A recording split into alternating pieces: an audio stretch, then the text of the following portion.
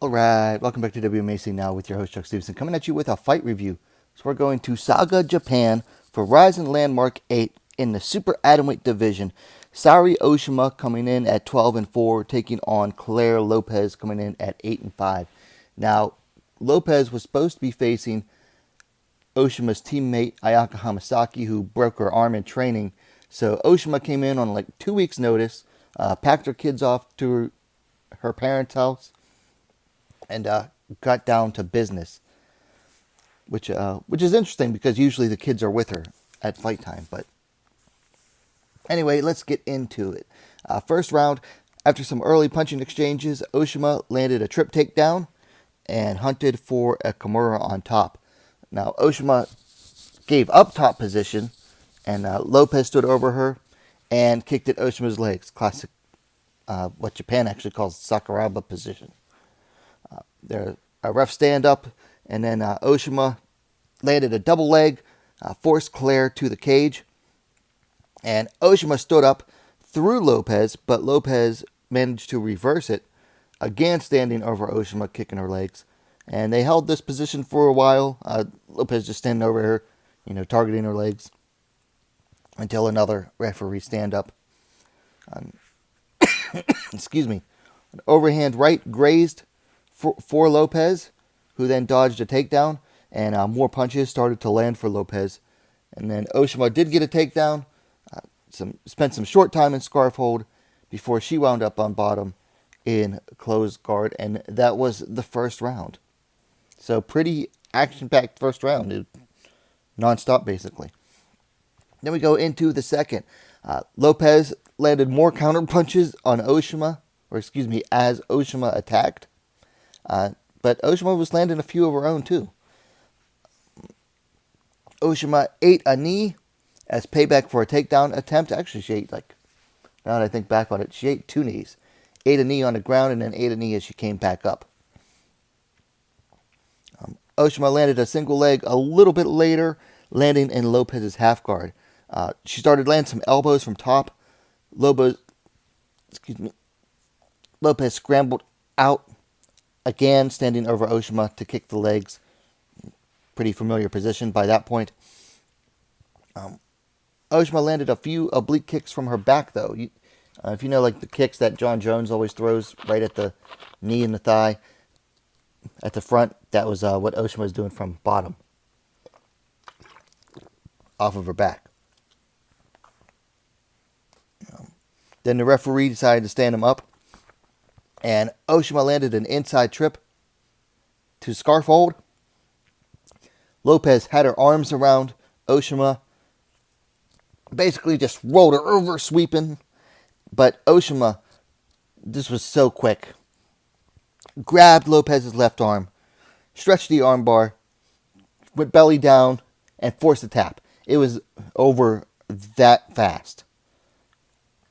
So your result is Oshima via submission due to armbar, 3 minutes, 18 seconds of the second round. And that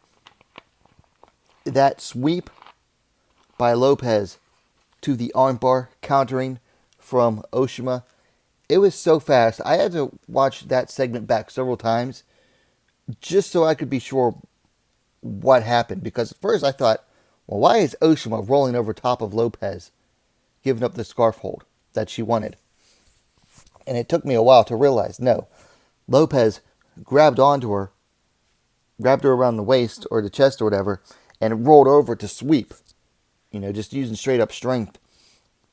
And Oshima just latched onto the arm that fast, stretched it out, forced it belly down, and Lopez was forced to tap. So, great fight by these two ladies. I mean, this is a great fight. They both really brought the action. I mean, looking at it, Oshima's striking has actually started to improve. I mean, she was actually landing some punches. And Lopez's ground game has also come a long way. Because I thought as soon as it goes to the ground, Lopez was going to be on constant defense. And for the most part, she was. But her ground defense has come a long way. I mean, that armbar just came that fast. Whereas Oshima's striking, I thought she was going to get absolutely destroyed or even knocked out on the feet, possibly, if she wasn't able to get to the ground. And her striking still needs a ton of work, but she's shown improvement there. Keeping with Oshima, listen, Oshima is the type of fighter that can win over grappling haters because she is always attacking, always looking for the finish. She is my favorite style of grappler because she's not just going to hold position the entire time. She's not just going to get down and land pitter-patter, ground and pound, and do just enough to stay active on top. If she gets on top, she's looking for the finish. If she's on bottom, she's looking for the finish. People that hate grappling are usually used to watching boring grapplers. Oshima is not that.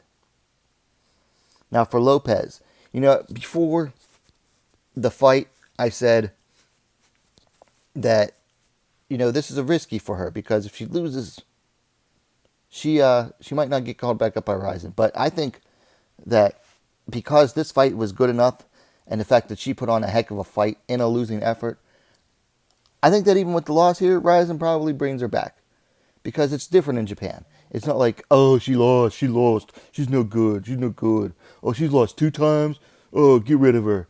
No, that's not how it usually works in Japan. You put on a good fight, win or lose, they're going to bring you back. And back to Oshima. She is now 4-0 under the RIZIN banner. 2 submission wins, 2 decisions. She asked for a title shot. It's going to be hard to argue against it. She did it very politely, too. She actually, first, she got the microphone and she apologized for not being Ayaka Hamasaki because Hamasaki was injured. I thought that was pretty funny. And then she politely asked for a title shot. It's going to be hard to deny her because RIZIN doesn't have anyone else to bring in right now for the super atomweight title. Anyway, let's talk things to work on for Saori Oshima. One of the commentators said this, and I have to agree. She needs to learn to blend her striking and her grappling, and that will help her better set up her takedowns. The commentator said when she's striking, and when she's grappling, she's grappling. She needs to learn to better blend them. And not only on the feet, too. Like, she needs to start throwing some more ground and pound, I think, as well. I mean, she's not going to hit hard on the ground because she's tiny. But you start peppering people with shots on the ground, it helps open up the submission opportunities. For Lopez, I think she needs to learn to read her opponent a little bit better, personally. And this is with regards to her takedown defense. She only stopped maybe 1 or 2 of Oshima's takedown attempts throughout the fight, and I think she just didn't see them coming. And that actually should have been easy to see coming because it's Saori Oshima, who's almost a pure grappler. Now for fights to make, for Lopez, I'm not 100% sure. I want to say do the Hamasaki fight, but Hamasaki is going to be out for a good while. You could also maybe do, what is Anastasia Svetkivska? So you have 2 foreign fighters against each other. You could do that one. I'm trying to think of who she could fight in RIZIN that we already have seen in RIZIN. Or they could always pull up someone from Deep Jewels. That's a possibility too. For Oshima, well, she asked for that title shot. And at 4-0 in RIZIN, even though she lost her last fight, which was in Deep Jewels. Or no, that was in Black Combat. No, that was in Deep Jewels. Even though she lost her last fight, she's undefeated under the RIZIN banner at 4-0. And looked good against everybody they put in front of her. So it's hard to deny her that title shot. Now that's if Seika Izawa gets past Shiyun Park in Deep Jewels next month in March. So those are my thoughts. Saori Oshima coming in on 2 weeks' notice defeating Claire Lopez via submission in the second round. Let me know your thoughts on the fight in the comments down below. If you like the video, please hit that thumbs up. While you're at it, go ahead and subscribe to WMMA Scene Now, the best, most complete women's mixed martial arts dedicated platform online. Thanks for watching. We'll see you next time.